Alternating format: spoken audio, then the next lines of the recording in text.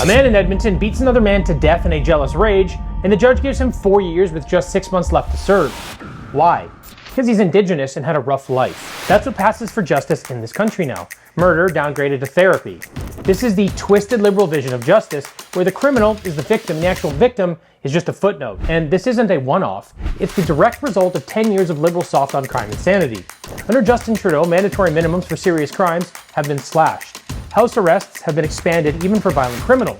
Fentanyl dealers get a free pass, organized crime thrives, and race-based sentencing became standard, giving special treatment based on skin color instead of facts. So, will things change under Mark Carney?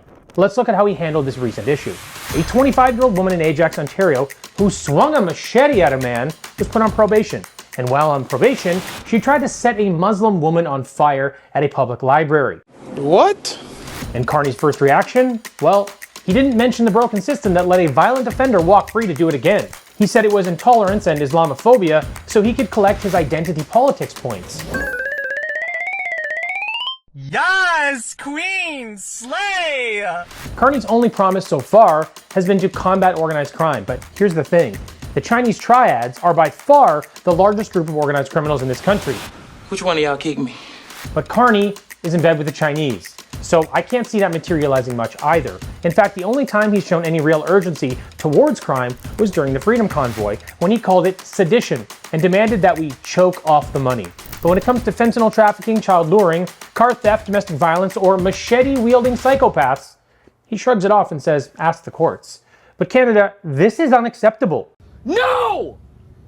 No! Under Liberal rule, the crime severity index climbed from 70.4 in 2015 to 80.5 in 2023.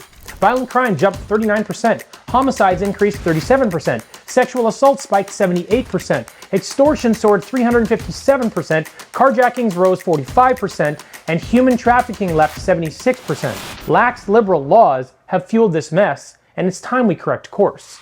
Pierre Poilievre, on the other hand, is offering solutions focused on restoring law and order, supporting victims, and reversing many of the Liberal government's soft on crime policies.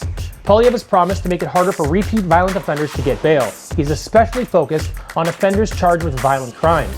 He has promised to fix the catch and release system that allows dangerous individuals to reoffend. He has proposed mandatory life sentences for trafficking fentanyl. He wants to go after illegal firearms, smuggling, and organized crime networks, not licensed gun owners.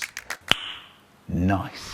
Is it perfect? Probably not, but at least he's taking it seriously.